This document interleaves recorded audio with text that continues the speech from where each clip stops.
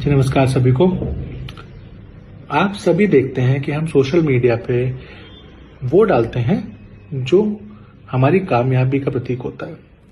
अच्छा इम्प्लांट हुआ, अच्छा क्लिनिक में कुछ काम हुआ, अच्छा कुछ भी हुआ, फीडबैक आई पेशेंट की, कुछ नया आया। पर फेलियर्स कोई नहीं डालता है और डालने भी नहीं चाहिए। पर फेलियर सबके होते हैं, तभी वो सीखते हैं। तो आज हम अपना आपके साथ एक बहुत बड़ा फेलियर शेयर कर रहे हैं।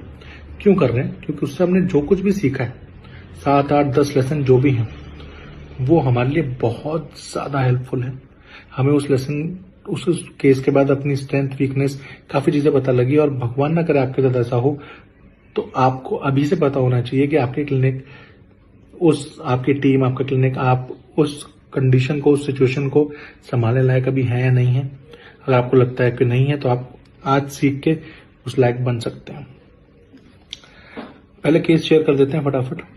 केस सिंपल ये था कि एक पेशेंट थे जो बहुत हमारे वैल्यूबल पेशेंट है, हमारे पास आते रहते हैं। उनका एक इम्प्लांट डला और अगले हफ्ते दूसरा इम्प्लांट डल रहा था। डॉक्टर श्री गौरी हमारे इम्प्लांटोलॉजिस्ट हैं, वही डाल रही थी। सब कुछ स्मूथ चल रहा था, पर पता नहीं क्यों मुझे अचानक दिमाग में आया कि एक केस उन्होंने किया था, उसका मैं जरा फीडबैक ले लूं, पूछ लूं कि वो उसका क्या हुआ। तो मैं दूसरे चैम्बर से यहाँ तक आया, इस इम्प्लांट चैम्बर तक, और उनसे पूछा मैंने कि उसका क्या हुआ उस केस का। और वो स्टंट थी क्योंकि उनका फोकस कहीं और था। तो उन्होंने कहा मुझे याद नहीं है, तो मैं बाद में आपसे डिस्कस करती हूँ। तो मैं दूसरे चैम्बर में वापस चला गया और 10 मिनट बाद असिस्टेंट आया बताने के लिए कि सर इम्प्लांट जो है साइनस में चला गया है। तो बहुत शॉकिंग था हमारे लिए, फर्स्ट टाइम था। हम गए वहां पे और हमने देखा एक्सरे लेके कि साइनस में है। हमने पेशेंट को भेजा ओपीजी कराने के लिए और तुरंत सीबीसीटी सेंटर को, डायग्नोस्टिक सेंटर को बोला कि ओपीजी करा के हमको सेंड कीजिए कि कहाँ पे है इम्प्लांट, क्योंकि हम कोशिश करना चाहते थे उसको निकालने की। जब ओपीजी आया तो हमने अपने ओरल सर्जन से शेयर किया और उन्होंने बोला छेड़ना मत, मैं आके चेक करता हूँ। उन्होंने ट्राई किया हर तरीके से, कैडविल लुक से, सब तरीके से नहीं निकला। उन्होंने ईएनटी को रेफर किया और हम ईएनटी के पास गए पेशेंट के साथ और वहां से उसको निकलवा के ले आए। कुछ दिन तक लूप में बातचीत चलती रही, उनको हम बुलाते रहे, ईएनटी सर भी देखते रहे, थोड़ा बहुत ओरल सर्जन सर भी देखते रहे, और लास्ट में वापस इम्प्लांट प्लेस कर दिया गया और अब हाल ही में उसकी प्रोसेस लगा है। अब यहाँ लेसन क्या है? लेसन बहुत सारे हैं, एक एक करके ध्यान से सुनिएगा। आई होप कि आपके ये सारी चीजें पहले से पता हो, और नहीं पता है तो इसको ठीक कीजिएगा।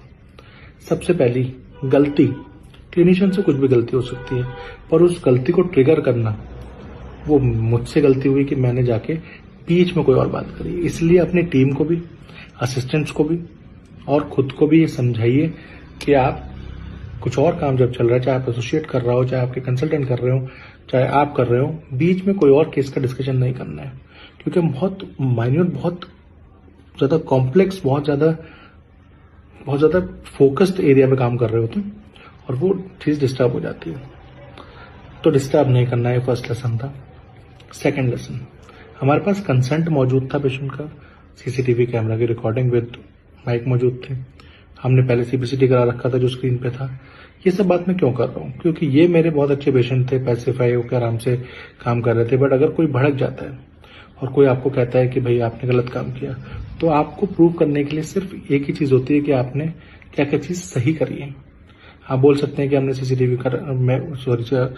सीबीसीटी कराया था, हमने एक्सरे लिया था, हमने अच्छे से प्लेस करने की कोशिश की थी और हम इसको फिक्स कर सकते हैं, right. This is what supreme court says कि आपने किस इंटेंशन से काम किया, वो गलती हो गई, वो अलग चीज है, किस इंटेंशन से काम किया और उसके बाद उसको फिक्स करने की कोशिश करी। तो यहाँ इंटेंट दिखता है कि हमने हर चीज परफेक्ट करी, पहले ही सीबीसीटी लिया, पहले ही सब कुछ चेक किया, राइट। सीसीटीवी में दिख रहा है कि ठीक से एलए दिया, हर चीज परफेक्टली करी। तो ये एक सेकंड लेसन होता है कि हर चीज प्री सही कीजिए, ताकि पोस्ट में कोई दिक्कत है तो आप उसको दिखा सकें। थर्ड थिंग तो मुझे बहुत अच्छी लगी उस दिन ये थी कि हमारे पास एक बहुत अच्छी टीम मौजूद है, जिसमें डायग्नोस्टिक सेंटर भी आता है। तुरंत उन्होंने बुलाया, मेरी फोन पे बात हुई और ये सब नंबर्स सिर्फ मेरे फोन में ही नहीं, मेरे असिस्टेंट के फोन में भी है। तुरंत असिस्टेंट ने बात करी, तुरंत बुलाया गया, तुरंत हमारे पास ओपीजी मेल हुआ। फिर दूसरी टीम, हमारे ओरल सर्जन सर, मेरे मेंटर, मेरे सीनियर, मेरे लिए मेरे भगवान जैसे हैं, मुझे बहुत कुछ उन्होंने सिखाया, डॉक्टर जिनेंद्र जैन सर, तुरंत उन्होंने चीज़ को सीरियसनेस को समझा। उनके पास दुनिया भर का काम होता है, बट उन्होंने मुझे टाइम दिया। वो आए, उन्होंने चेक किया, उन्होंने उसको जल्द से जल्द निकालने की कोशिश करी, और उनसे नहीं निकला तो उन्होंने इक्वली गुड ENT सर के साथ मेरा कॉन्टैक्ट बिठाया, राइट। तो उन्होंने भी तुरंत बुलाया, तुरंत चेक किया। कि अच्छी टीम का ये एक उदाहरण है कि आपके पास अच्छी टीम है जो आपके लिए सोचती है, जो कमिटेड है। और सिर्फ तब तक ही नहीं, उसके बाद भी जब उनको चेक करना था, वो वापस आके दिखते रहे, अपने पास पेशेंट को बुलाते रहे जब तक बोन नहीं हिल हो गई। ENT सर भी और जैन सर भी, राइट। अब इसके साथ एक और लेसन बहुत इंपॉर्टेंट जो मैंने सीखा, स्पेशली इन 2 सीनियर्स से, वो ये था कि उनकी कम्युनिकेशन इतनी अच्छी थी कि उन्होंने एक ही डायलॉग से पेशेंट को भी और मुझे भी पैसिफाई कर दिया। क्या? उन्होंने पेशेंट बोले या ना बोले उससे पहले ये बोला, अरे इट्स वेरी नॉर्मल, ये होता रहता है, ठीक है, और बड़े बड़े एक्सपीरियंस बड़े बड़े सर्जन से हो जाता है, इट्स ओके, ठीक है, ये ठीक हो जाएगा। पेशेंट ने कुछ बोला भी नहीं, तब भी उन्होंने ये बात शुरुआती कन्वर्सेशन ऐसे करी, सो दैट पेशेंट के दिमाग में ये सेटलमेंट आ जाए और मेरे दिमाग में भी आ जाए कि चीज ठीक हो जाएगी, राइट। तो ये होता है एक अच्छी कम्युनिकेशन का एक्सपीरियंस, राइट। फिर आ जाते हैं पेशेंट पे कि इन सब चीजों में सोचिए पेशेंट कितनी सारी चीजों से गुजरा, फिर भी पेशेंट ने मुझे क्या बोला, पेशेंट ने मेरे पे ट्रस्ट किया। इतना ट्रस्ट किया कि उनको पता था कि चीजें फिक्स होंगी। क्यों ट्रस्ट था? क्योंकि 10 साल से वो मेरा बिहेवियर देख रहे हैं, मेरे को देख रहे हैं कि मैं कैसे काम करता हूँ, उनको पता है कि मैं अपना बेस्ट देता हूँ, और बेस्ट देने के बावजूद अगर गड़बड़ होती है तो उसको फिक्स करता हूँ।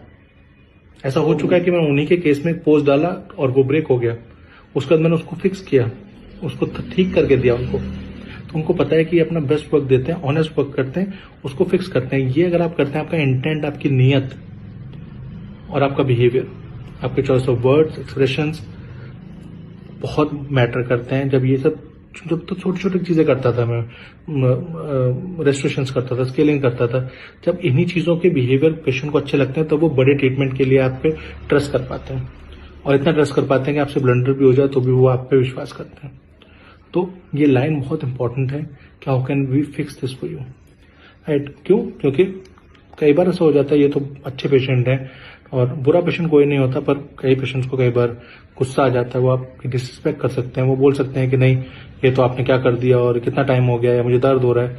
तो आप उनसे यही बात कर सकते हैं कि how can we fix this for you, rather than returning the money और you are not coming to us for the treatment. It's better कि how can we fix this for you. और यही सुप्रीम कोर्ट कहता है कि आप fix करने की नीयत अगर रखते हैं तो आपको गलत नहीं माना जा सकता।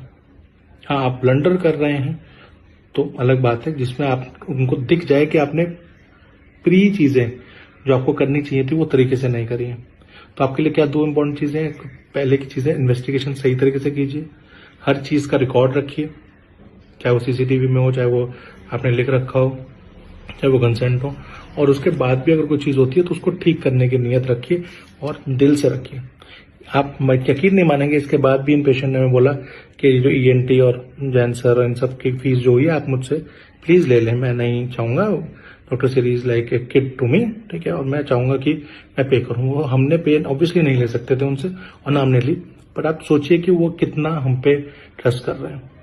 और आप बोलेंगे सर आपको ये लकी कोई पेशेंट मिल गया, बट ऐसे काफी केसेस हैं और काफी पेशेंट्स हैं जो ऑब्वियसली हम हमेशा ब्लंडर नहीं करते रहते, जो पर इस तरीके के पेशेंट्स हैं जो हम पे ट्रस्ट करते हैं, जो जानते हैं कि हम चीजों को सही करके देंगे, जिनको थोड़ा समय लग जाता है, उनको वेटिंग एरिया में बैठना पड़ जाता है, तो भी वो नाराज नहीं होते हमसे।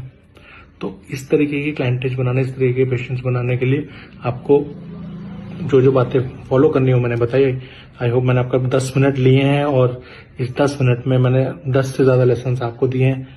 तो ये मैंने किया है सो दैट आप बेटर डेंटिस्ट्री कर सकें, हमसे बेटर कर सकें, जो यंग लड़के या लड़कियां हमको सुन रहे हैं, यंग डॉक्टर्स हमको सुन रहे हैं।